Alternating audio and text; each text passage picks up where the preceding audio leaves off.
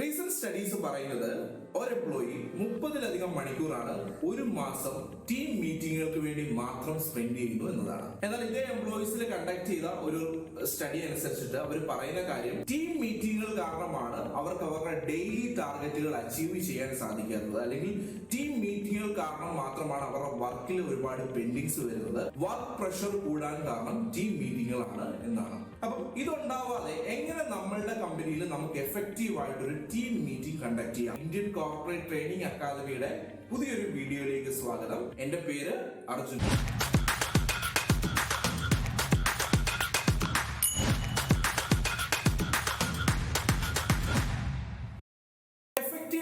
Team meeting നിങ്ങൾക്ക് conduct ചെയ്യാൻ ആദ്യം നിങ്ങൾ ചെയ്യേണ്ടത് നിങ്ങളുടെ ഓഡിയൻസിനെ പ്ലാൻ ചെയ്യുക. നിങ്ങൾ ഏത് ടീം മീറ്റിംഗ് ആണ് കണ്ടക്ട് ചെയ്യുന്നത്? ഉദാഹരണം പറയുകയാണെങ്കിൽ നിങ്ങൾ HR ടീമിന്റെ മീറ്റിംഗ് ആണ് കണ്ടക്ട് ചെയ്യുന്നത്, അല്ലെങ്കിൽ സെയിൽസ് ടീമിന്റെ മീറ്റിംഗ് ആണ് കണ്ടക്ട് ചെയ്യുന്നത് വെക്കുക. ഇപ്പൊ സെയിൽസ് ടീമിന്റെ മീറ്റിംഗ് ആണ് നിങ്ങൾ കണ്ടക്ട് ചെയ്യുന്നത്. സെയിൽസ് ടീമിൽ ആരെയൊക്കെ നിങ്ങൾ ഉൾപ്പെടുത്തണം? ഇനി സെയിൽസ് ടീമിലെ മീറ്റിംഗിൽ തന്നെ മറ്റു ടീമുകളുടെ ആരെങ്കിലും, HR ടീമിലെ ആരെങ്കിലും ഉൾപ്പെടുത്തണം, അല്ലെങ്കിൽ ബാക്ക് ടീമിലെ ആരെങ്കിലും ഉൾപ്പെടുത്തണമെങ്കിൽ അതും നിങ്ങൾ പ്ലാൻ ചെയ്യാം. അപ്പൊ ഇവിടെ നിങ്ങൾ ശ്രദ്ധിക്കേണ്ടത്, ആവശ്യമില്ലാത്ത ഒരാളെ നിങ്ങൾ ഈ ടീം മീറ്റിംഗിലേക്ക് ഉൾപ്പെടുത്തി കഴിഞ്ഞാൽ ടീം മീറ്റിംഗിലെ ഡിസ്കഷൻ വേറെ ടോപ്പിക്കിലേക്ക് പോകാനും ടീം മീറ്റിംഗ് നീണ്ടുപോകാനുള്ള സാധ്യതകൾ അവിടെ ഉണ്ട്. അതുപോലെ തന്നെ നിങ്ങൾ ഇമ്പോർട്ടന്റ് ആയിട്ട് ശ്രദ്ധിക്കേണ്ട ഒന്നാണ് ടീം മീറ്റിംഗിൽ ആരൊക്കെ സംസാരിക്കണം എന്നുള്ളത്. ആവശ്യമില്ലാത്തൊരു സ്പീക്കറിനെ നിങ്ങൾ അവിടെ സംസാരിക്കാൻ വിളിച്ചു കഴിഞ്ഞാൽ വീണ്ടും നമ്മളുടെ ഡിസ്കഷൻ വേറൊരു ടോപ്പിക്കിലേക്ക് പോകാനും മീറ്റിംഗ് അവിടെ നീണ്ടുപോകാനും ഒക്കെ ഉള്ള സാധ്യതയുണ്ട്. സോ ഫസ്റ്റ് നിങ്ങൾ എൻഷുർ ചെയ്യേണ്ടത് ഓഡിയൻസ് ആരൊക്കെയാണ് എന്നുള്ളതാണ്. നിങ്ങൾ എൻഷുർ ചെയ്യേണ്ടത് ഓഡിയൻസിനെ നിങ്ങൾ ആദ്യം ടീം മീറ്റിംഗിൽ പ്ലാൻ ചെയ്യണം. രണ്ടാമത് നിങ്ങൾ പ്ലാൻ ചെയ്യേണ്ടത് നിങ്ങളുടെ മീറ്റിംഗിൽ എന്തൊക്കെ കാര്യങ്ങളാണ് നിങ്ങൾ ഡിസ്കസ് ചെയ്യാൻ പോകുന്നത് എന്നാണ്. നിങ്ങളൊരു പേപ്പറും പേനയും എടുത്ത് എന്തൊക്കെ കാര്യങ്ങളാണ് അടുത്ത ദിവസത്തെ അല്ലെങ്കിൽ അടുത്ത മീറ്റിംഗിൽ ഞാൻ സംസാരിക്കാൻ പോകുന്നത് എന്നുള്ള കാര്യങ്ങൾ നിങ്ങൾ പോയിന്റ് ആയിട്ട് എഴുതണം. അത് എഴുതുമ്പോൾ നിങ്ങൾ ശ്രദ്ധിക്കേണ്ട ഒരു കാര്യം, ഏറ്റവും അർജന്റ് ആയിട്ട് നിങ്ങൾ സംസാരിക്കേണ്ട കാര്യങ്ങൾ വേണം ആദ്യം എഴുതാൻ. അപ്പൊ അർജന്റ് എന്ന് പറഞ്ഞു കഴിഞ്ഞാൽ ഇതൊരു ഷോർട്ട് ടേം ഗോളുകളായിരിക്കും. ചിലപ്പം ഇന്നോ അല്ലെങ്കിൽ നാളെയോ ഈ വീക്കിലോ അച്ചീവ് ചെയ്യേണ്ട ഗോളുകളായിരിക്കും ചിലപ്പോൾ നമ്മൾ അർജന്റ് എന്നുള്ള കാറ്റഗറിയിൽ ഉൾപ്പെടുത്തുക. രണ്ടാമത്തത് നിങ്ങൾ ഇമ്പോർട്ടന്റ് ആയിട്ടുള്ള കാര്യങ്ങൾ വേണം എഴുതാൻ. അപ്പൊ ഇമ്പോർട്ടന്റ് ആയിട്ടുള്ള കാര്യങ്ങൾ എന്ന് പറയുമ്പോൾ ഒരു ലോങ് ടേം ഗോൾ ആയിരിക്കും. ചിലപ്പോൾ ഒരു മാസം അല്ലെങ്കിൽ 2 മാസം കൊണ്ടൊക്കെ അച്ചീവ് ചെയ്യേണ്ട ഗോളുകളായിരിക്കും. അതിനെ കുറിച്ചിട്ടുള്ള കാര്യങ്ങളായിരിക്കും. അതായിരിക്കണം നിങ്ങൾ ഇമ്പോർട്ടന്റ് എന്നുള്ള കാറ്റഗറിയിൽ ഉൾപ്പെടുത്തേണ്ടത്. മൂന്നാമത് മാത്രമേ ഇൻഫോം ചെയ്യേണ്ട കാര്യങ്ങൾ ഉൾപ്പെടുത്താവുള്ളൂ. ഇപ്പോൾ കമ്പനിയിൽ വന്ന പുതിയൊരു അപ്ഡേറ്റ് ആയിരിക്കാം, അല്ലെങ്കിൽ നിങ്ങൾ സിസ്റ്റത്തിൽ വന്ന ഒരു ചേഞ്ച് ആയിരിക്കാം. ഇതൊക്കെ അവരെ ഇൻഫോം ചെയ്യേണ്ട കാര്യങ്ങളാണ്. ഇത് നിങ്ങൾ ഏറ്റവും ലാസ്റ്റ് മൂന്നാമത് ഉൾപ്പെടുത്തുക. ഈ രീതിയിൽ വേണം നിങ്ങളുടെ മീറ്റിംഗിന്റെ നോട്ട്സ് അല്ലെങ്കിൽ അജണ്ട നിങ്ങൾ പ്ലാൻ ചെയ്യാൻ. ഈ അജണ്ട നിങ്ങളുടെ പ്ലാൻ ചെയ്ത് നിങ്ങളുടെ കയ്യിൽ വെച്ചാൽ മാത്രം പോരാ, ഈ അജണ്ട മീറ്റിംഗിന് പാർട്ടിസിപ്പേറ്റ് ചെയ്യുന്ന എല്ലാ വ്യക്തികൾക്കും തലേന്ന് തന്നെ നിങ്ങൾ അയച്ചു കൊടുക്കുകയും വേണം. ആൻഡ് അവർ ഈ അജണ്ട ഗോ ത്രൂ ചെയ്തിട്ടുണ്ട് എന്നും നിങ്ങൾ കൺഫേം ചെയ്യണം. എന്തുകൊണ്ട് നമ്മൾ അത് ചെയ്യണം എന്ന് ചോദിച്ചു കഴിഞ്ഞാൽ, പിറ്റേന്ന് അവർ മീറ്റിംഗിൽ വരുമ്പോൾ അവരുടേതായിട്ടുള്ള ഒപ്പീനിയൻസ് പറയാനും അവരുടേതായിട്ടുള്ള പോയിന്റ്സ് അവർക്ക് കൊണ്ടുവരാനും കുറച്ചുകൂടെ ഹെൽപ്ഫുൾ ആയിരിക്കും. ഈ വഴി നമ്മൾ അജണ്ട പ്രിപ്പയർ ചെയ്ത് അവരെ ഇൻഫോം ചെയ്യുന്ന വഴി അവരുടെ പോയിന്റ്സ് കൊണ്ടുവരാനും അവരുടെ കൺസേൺസ് അറിയിക്കാനും ഒക്കെ അവർക്ക് കുറച്ചുകൂടെ ഹെൽപ്ഫുൾ ആയിരിക്കും. നമ്മുടെ ഓഡിയൻസിനെ ഒക്കെ പ്ലാൻ ചെയ്തു, നമ്മളുടെ അജണ്ട ഒക്കെ എല്ലാവർക്കും അയച്ചു കൊടുത്തു. നമ്മൾ ഇനി ടീം മീറ്റിംഗ് കണ്ടക്ട് ചെയ്യണം. ഏതൊക്കെ രീതിയിൽ നമുക്ക് ടീം മീറ്റിംഗ് കണ്ടക്ട് ചെയ്യാൻ പറ്റും? 2 രീതിയിൽ നമുക്ക് ടീം മീറ്റിംഗ് കണ്ടക്ട് ചെയ്യാൻ പറ്റും. ലെക്ചറിംഗ് വേയിൽ നമുക്ക് ടീം മീറ്റിംഗ് കണ്ടക്ട് ചെയ്യാം. പ്രോബ്ലം സോൾവിംഗ് ഡിസ്കഷൻ മെത്തേഡിൽ നമുക്ക് ടീം മീറ്റിംഗ് കണ്ടക്ട് ചെയ്യാൻ പറ്റും. അപ്പൊ നമ്മളുടെ ഫസ്റ്റ് മെത്തേഡ്, നിങ്ങളൊരു ലെക്ചറിംഗ് മെത്തേഡിലാണ് നിങ്ങളുടെ ടീം മീറ്റിംഗ് കണ്ടക്ട് ചെയ്യുന്നത്. അപ്പൊ ഇവിടെ നിങ്ങൾ ശ്രദ്ധിക്കേണ്ടത്, ഇവിടെ ഡോമിനേറ്റ് ചെയ്യുന്ന അല്ലെങ്കിൽ സംസാരിക്കുന്നത് നിങ്ങൾ എന്ന് പറയുന്ന ഒരു വ്യക്തി മാത്രമാണ്. അപ്പൊ അവിടെ നിങ്ങൾ ശ്രദ്ധിക്കേണ്ട കാര്യം എന്ന് പറഞ്ഞു കഴിഞ്ഞാൽ, മറ്റുള്ളവരെ കൂടെ നിങ്ങളുടെ ടീം മീറ്റിംഗിലേക്ക് ഇൻക്ലൂഡ് ചെയ്യാൻ, പാർട്ടിസിപ്പേറ്റ് ചെയ്യിപ്പിക്കാനായിട്ട് നിങ്ങൾ ശ്രദ്ധിക്കുക. അപ്പൊ അവിടെ നമുക്ക് എന്തൊക്കെ ചെയ്യാൻ പറ്റും? നമുക്ക് ചോദ്യങ്ങൾ ചോദിക്കാൻ പറ്റും, അവരുടെ ഒപ്പീനിയൻസ് ചോദിക്കാൻ പറ്റും. അതുവഴി അവരെ കൊണ്ടും കൂടെ സംസാരിപ്പിക്കാൻ പറ്റും, അവരെ കൂടെ നമ്മളുടെ ടീം മീറ്റിംഗിലേക്ക് ഇൻക്ലൂഡ് ചെയ്യിപ്പിക്കാൻ പറ്റും. ഇവിടെ നിങ്ങൾ ശ്രദ്ധിക്കേണ്ട ഒരു കാര്യം എന്ന് പറഞ്ഞു കഴിഞ്ഞാൽ, ഒരു വ്യക്തിയുടെ അറ്റൻഷൻ സ്പാൻ മാക്സിമം നമുക്ക് ഒരു 15 to 30 മിനിറ്റ്സ് വരെയൊക്കെ മാക്സിമം നമുക്ക് കിട്ടും. അപ്പം നിങ്ങളുടെ ഈ ലെക്ചറിംഗ് വേയിലുള്ള മീറ്റിംഗ് നിങ്ങൾ ഒരു 15 മിനിറ്റ് മുതൽ 30 മിനിറ്റിനുള്ളിൽ വൈൻഡ് അപ്പ് ചെയ്യാനായിട്ട് ശ്രദ്ധിക്കണം. സോ ഈ കാര്യമാണ് നിങ്ങൾ ലെക്ചറിംഗ് മെത്തേഡിൽ ഒരു മീറ്റിംഗ് കണ്ടക്ട് ചെയ്യുമ്പോൾ ശ്രദ്ധിക്കേണ്ടത്. ഇനി രണ്ടാമത്തെ വേ, ഇതൊരു ഡിസ്കഷൻ വേ ആണ്, ഒരു പ്രോബ്ലം സോൾവിംഗ് മെത്തേഡ് ആണ്. നിങ്ങൾ അവർക്ക് ഒരു ടോപ്പിക് കൊടുത്തു, അല്ലെങ്കിൽ ഒരു പ്രോബ്ലം കൊടുത്തു, അതിനൊരു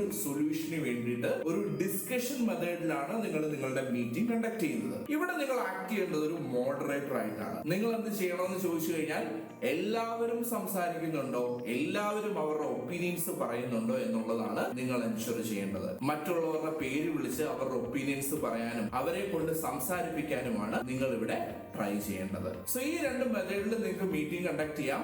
അപ്പോൾ ഡിസ്കഷൻ മെത്തേഡ് അല്ലെങ്കിൽ ഒരു പ്രോബ്ലം സോൾവിംഗ് മെത്തേഡിലാണ് നിങ്ങളുടെ മീറ്റിംഗ് കണ്ടക്ട് ചെയ്യുന്നതെങ്കിൽ നിങ്ങൾക്ക് അതൊരു 45-50 മിനിറ്റ്സിലേക്ക് ഒക്കെ കൊണ്ടുപോകാം, നോ പ്രോബ്ലം. സോ ഈ ഒരു മെത്തേഡിലാണ് നിങ്ങളുടെ മീറ്റിംഗ് പ്ലാൻ ചെയ്യുന്നത് എങ്കിൽ നിങ്ങൾ ശ്രദ്ധിക്കേണ്ട ഫസ്റ്റ് കാര്യം, നിങ്ങൾക്കൊരു 45-50 മിനിറ്റ്സ് വരെ ഒക്കെ നിങ്ങളുടെ മീറ്റിംഗ് കൊണ്ടുപോകാം.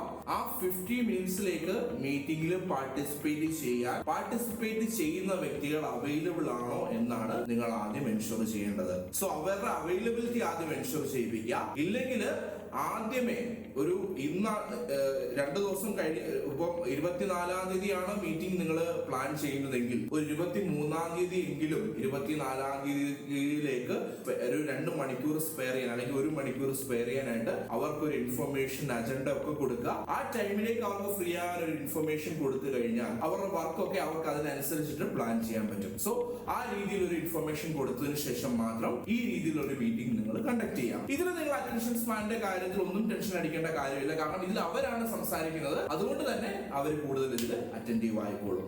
ഓക്കെ, ഇനി നിങ്ങൾ ശ്രദ്ധിക്കേണ്ട കാര്യം, നിങ്ങളുടെ അജണ്ടകളെല്ലാം തന്നെ പ്രോപ്പർലി ഡിസ്കഷൻ പോയിന്റിലേക്ക് വരുന്നുണ്ട് എന്ന് നിങ്ങൾ ശ്രദ്ധിക്കുക. അതെല്ലാം ഒരു ടൈം സ്പാനിൽ തന്നെ, നമ്മൾ ഓൾറെഡി പ്ലാൻ ചെയ്തിട്ടുള്ള ടൈം സ്പാനിൽ തന്നെ നമുക്ക് ഡിസ്കസ് ചെയ്ത് കംപ്ലീറ്റ് ചെയ്യാൻ പറ്റുന്നുണ്ട് എന്ന് എൻഷുർ ചെയ്യാം. നിങ്ങൾക്ക് വേണമെങ്കിൽ അതിൽ ടൈം നോക്കി വേണമെങ്കിൽ സ്റ്റാർട്ട് ചെയ്യാം, അല്ലെങ്കിൽ നിങ്ങൾക്ക് വേണമെങ്കിൽ ഒരു 30 മിനിറ്റ് 40 മിനിറ്റിലേക്ക് ഒരു സ്റ്റോപ്പ് വാച്ച് വെച്ചതിന് ശേഷം നിങ്ങൾക്ക് സ്റ്റാർട്ട് ചെയ്യാൻ പറ്റും. അപ്പൊ ഇന്ന് മുതൽ നമ്മൾ ചെയ്യുന്ന മീറ്റിംഗ്സ് എല്ലാം ഈ രീതിയിൽ ടൈം ഫ്രെയിമിനുള്ളിൽ നമുക്ക് കംപ്ലീറ്റ് ചെയ്യാൻ പറ്റുന്നുണ്ടോ എന്ന് ചെക്ക് ചെയ്യുക. അപ്പൊ അതിനുവേണ്ടി ട്രൈ ചെയ്യുക. ചിലപ്പോൾ ആദ്യം നിങ്ങൾ ചെയ്യുന്ന മീറ്റിംഗ്സ് ഒന്നും നിങ്ങൾക്ക് ടൈം ഫ്രെയിമിൽ കംപ്ലീറ്റ് ചെയ്യാൻ പറ്റിക്കോളണമെന്നില്ല. ചിലപ്പോൾ ഒരു 5 മിനിറ്റ് അല്ലെങ്കിൽ ഒരു 10 മിനിറ്റ് ഒക്കെ നിങ്ങൾ കൂടുതൽ സംസാരിക്കും. പക്ഷെ വരുന്ന ടീം മീറ്റിങ്ങുകൾ, ഈ ടീം മീറ്റിങ്ങുകളുടെ ഫീഡ്ബാക്ക് വെച്ച് നിങ്ങൾ ക്ലിയർ ചെയ്ത് പോയി കഴിഞ്ഞാൽ എൻഡ് ഓഫ് ദ ഡേ നിങ്ങളുടെ ഒരു മീറ്റിംഗ് അല്ലെങ്കിൽ കൺസിസ്റ്റന്റ് ആയിട്ട് വരുന്ന മീറ്റിംഗ്സ് ഒക്കെ നിങ്ങൾക്ക് കൃത്യം ടൈം ഫ്രെയിമിൽ തന്നെ എഫക്റ്റീവ് ആയിട്ട് നിങ്ങൾക്ക് കണ്ടക്ട് ചെയ്യാൻ പറ്റും. ഇനി നെക്സ്റ്റ് തിങ് നിങ്ങൾ ശ്രദ്ധിക്കേണ്ടത്, നിങ്ങൾ മീറ്റിംഗ് ഒക്കെ കണ്ടക്ട് ചെയ്തു, ഇനി നമ്മൾ ശ്രദ്ധിക്കേണ്ടത് ഈ മീറ്റിങ്ങുകൾ എന്തൊക്കെ കാര്യങ്ങൾ സംസാരിച്ചോ അതിന്റെ ഒക്കെ ഒരു മിനിറ്റ്സ് നമ്മൾ പ്രിപ്പയർ ചെയ്യണം. എപ്പോഴും നമ്മുടെ ഓഫീസിൽ നടക്കുന്ന മീറ്റിംഗ്സ് എല്ലാം റെക്കോർഡിക്കൽ ആക്കിയെങ്കിൽ മാത്രമേ എംപ്ലോയീസിൽ അതിലൊരു അക്കൗണ്ടബിലിറ്റി വരുള്ളൂ. അപ്പം എന്തൊക്കെ കാര്യങ്ങളാണ് മീറ്റിംഗിൽ ഡിസ്കസ് ചെയ്തത്, ആർക്കൊക്കെയാണ് റെസ്പോൺസിബിലിറ്റീസ് അസൈൻ ചെയ്തത് പോലുള്ള കാര്യങ്ങളെല്ലാം നമ്മൾ മിനിറ്റ്സിൽ റെക്കോർഡ് ചെയ്യണം. ഈ മിനിറ്റ്സ് മീറ്റിംഗിന് ശേഷം പാർട്ടിസിപ്പേറ്റ് ചെയ്ത വ്യക്തികൾക്കും വേറെ അക്കൗണ്ടബിലിറ്റി ഉള്ള വ്യക്തികൾക്കും നമ്മൾ ഇത് ഷെയർ ചെയ്യുകയും വേണം. സോ എങ്ങനെ നമുക്കൊരു മിനിറ്റ്സ് പ്രിപ്പയർ ചെയ്യാം എന്നുള്ള വീഡിയോ നമ്മൾ അടുത്ത വീഡിയോയിൽ നമ്മൾ പറയുന്നുണ്ടാവും. എങ്ങനെ നിങ്ങൾക്ക് നിങ്ങളുടെ ഓഫീസ് മീറ്റിംഗിൽ ഒരു മിനിറ്റ്സ് പ്രിപ്പയർ ചെയ്യാം, അതിൽ എന്തൊക്കെ കാര്യങ്ങളാണ് നിങ്ങൾ ശ്രദ്ധിക്കേണ്ടത് പോലുള്ള കാര്യങ്ങളൊക്കെ നമ്മൾ അടുത്ത വീഡിയോയിൽ പറയുന്നുണ്ടാവും. അപ്പം ഇത്രയും കാര്യങ്ങൾ നിങ്ങൾ കേട്ടോണ്ട് കാര്യമില്ല, ഇത്രയും കാര്യങ്ങൾ നിങ്ങൾ ഇംപ്ലിമെന്റ് ചെയ്താൽ മാത്രമേ നിങ്ങൾക്ക് ഒരു ചേഞ്ച് വരുള്ളൂ. സോ ഇന്ന് മുതൽ നിങ്ങളുടെ ടീം മീറ്റിംഗിൽ ഈ കാര്യങ്ങളൊക്കെ ഇംപ്ലിമെന്റ് ചെയ്യാൻ ശ്രമിക്കുക. ഞാൻ വീണ്ടും പറയുന്നു, ആദ്യം നിങ്ങൾ ഇംപ്ലിമെന്റ് ചെയ്യുമ്പോൾ ഇതൊന്നും നടക്കില്ല. പക്ഷെ കൺസിസ്റ്റന്റ്ലി ഇംപ്ലിമെന്റ് ചെയ്യുന്ന വഴി നിങ്ങൾക്ക് ഡിഫറെന്റ് നിങ്ങളുടേതായിട്ടുള്ള ഐഡിയാസ് വരും, നിങ്ങളുടേതായിട്ടുള്ള കറക്ഷൻസ് നിങ്ങൾ വരുത്തും. അതുവഴി നല്ലൊരു മീറ്റിംഗിലേക്ക് നിങ്ങൾ ഓട്ടോമാറ്റിക്കലി എത്തും.